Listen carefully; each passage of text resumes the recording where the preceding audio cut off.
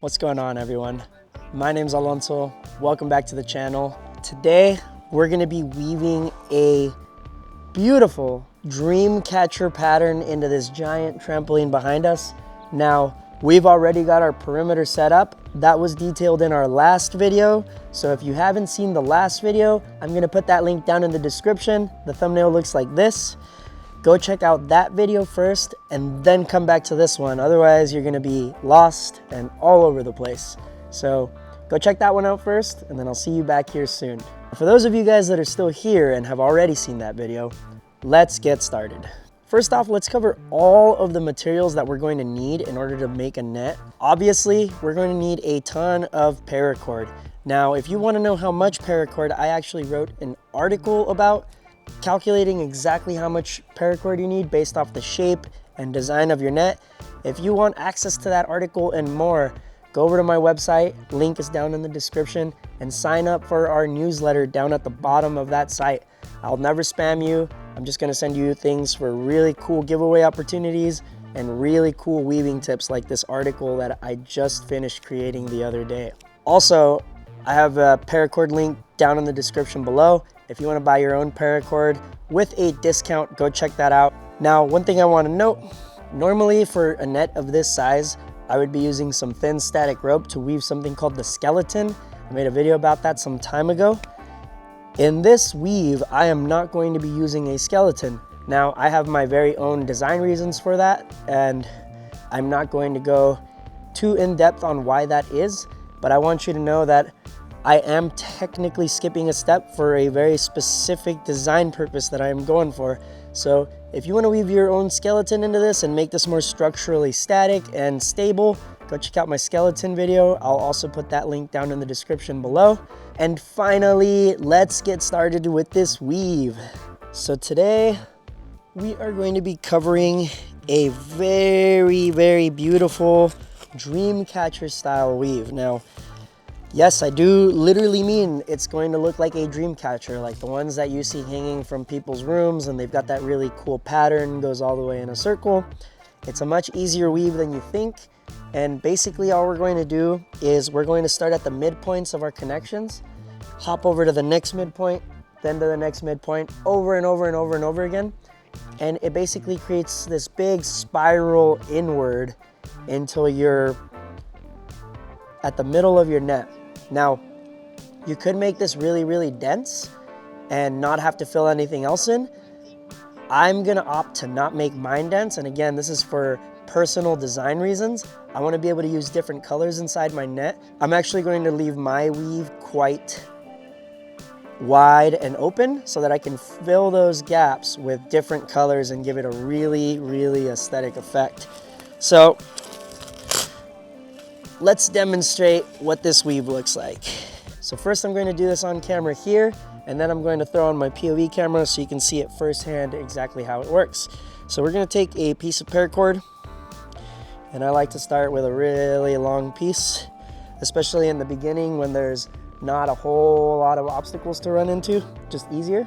Gonna get all those kinks and twists out of it because paracord likes to do that, especially if it's in a spool. And like I said, from our last video, we have very evenly spaced pieces of cord and webbing holding our rope to the perimeter. We're going to start right in between those. So we have one here, one here. We're going to start right here. Now, I'm going to tie my favorite knot that I always like to start with, which is a clove hitch. So we're going to do a clove hitch, and then I'm just going to do a couple backup knots here, try to prevent it from sliding. Now, I'm going to take this paracord and I'm going to just go over right next door. So I'm just going to pass it back and through itself right here. Now I like to work backwards and toward it because then when you pull it, it holds itself. It holds itself to this here. So now we're going to center that as best as possible. And one thing I actually like to do, I like to tie clove hitches all the way around.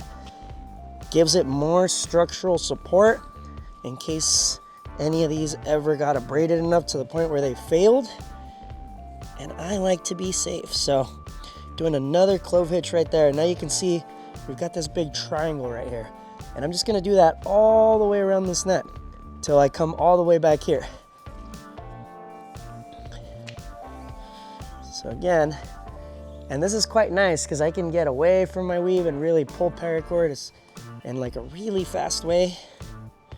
So we're gonna find the center again. We're going to pull, and then we're going to make a clove hitch, just over and over again. And I can hold tension on this clove hitch here with my fingers. It takes a little bit of experience to get to that point, but it goes. And we're just gonna keep doing that over and over again until I go all the way around. So we're gonna do that.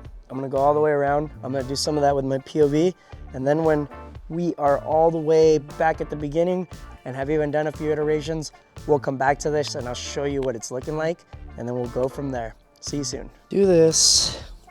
We want to hold tension with one of our hands and pull it through with the other one. That way, when you get it all done, it's already held there for you. We move on to the next little bit. We're just gonna do this over and over and over again. It either becomes really annoying or really meditative. For me, it's always the latter, and I always find a real flow to this. Some people find this really hard and don't want to do it, and that's understandable too. It is a lot of hard work. Which is why, and shameless self-plug, you should hire me to do it for you instead. This is where we began. This is the initial knot. We went all the way around. You can see it's already getting its really nice triangular shape. It's really nice star shape. We went all the way around, and now we are back here. So what we're simply going to do, we can either cut this piece of paracord and start new, or something I like to do, I like to just ignore the fact that this cord is there. Come to the middle of the first one that we did. So we're gonna now start right here, and we're gonna pull on the middle of all the ones we just did. Over and over and over and over again. And the idea is to repeat the pattern as many times as we can until we've filled the entire space. This will get smaller and smaller and smaller as we move forward with it. And that's really all there is to it. So we're gonna weave a couple layers, and once a couple of layers are in, I'll show you what that looks like, and then we will finish this video. And then, so once a couple of these layers are weaved into the mix, I'll kind of show you what that looks like, and we will call it a day.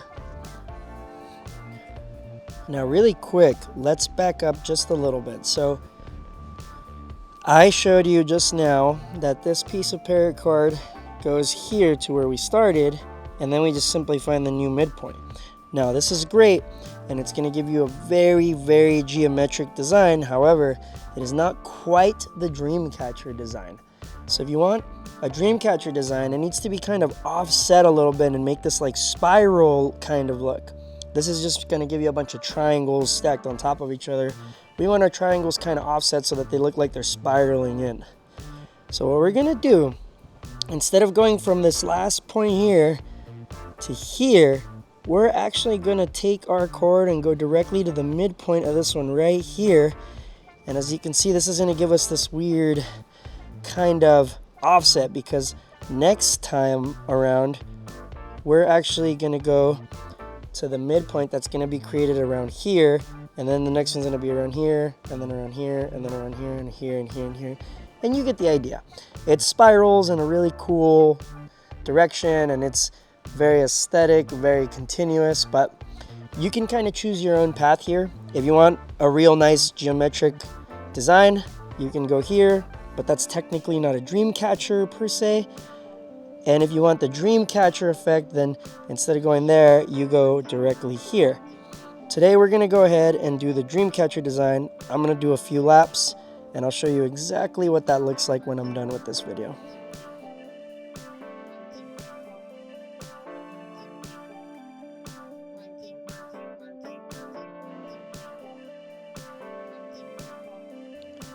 So this is what we have so far after weaving for a couple hours, and this is about roughly 300 feet of paracord, give or take a little bit. And you can see there's huge gaps here and everywhere pretty much, and these all need to be filled in, but you can see it's really, really tight all the way around. So this is going to be a nice, beautiful weave once it's fully done. And you can see these patterns, like if you follow these lines, they make these really cool swirls all the way in. Now, one thing I want to note with a weave like this is to know that things are going to slide and want to move around. So every one of these little cone-shaped column things, they're not all going to be exactly symmetrical. Like over here, you can see this one's really thin right here, and the one next to it kind of opens, thins out, then opens again. That's okay. When you're working with something like this, having little shifts in the net make it unique, and honestly, I think make it more beautiful as a whole. So after a couple hours of running around and around and around and weaving roughly 300 feet or so into this net, you can see we're getting this really cool pattern going on. Obviously, this net won't be complete when I finish the Dreamcatcher weave, and that's why I want to leave it so open, because I want to fill in all these big gaps with other colors that are going to make it really, really, really pleasing to see. It's really quite simple. Just follow the pattern, enjoy the process, and have fun weaving out there, and you're going to get this done in no time. Once again, if you guys are looking for paracord or rope, I have those links down in the description below. They're small affiliate links, so I will get a small cut out of anything you buy there, but whenever you do buy there, you help support me as a creator. So I really appreciate you guys for doing that. If you enjoyed this video, don't forget to like and subscribe down below. I'm going to be posting a lot more weaving patterns and weaving techniques pretty soon. If you want your own commission piece and you don't want to do all your work, go check out my website, treenetweaves.com. That's also down in the description. That's it for this video. Thank you guys so much for watching, and I'll see you guys on the next video.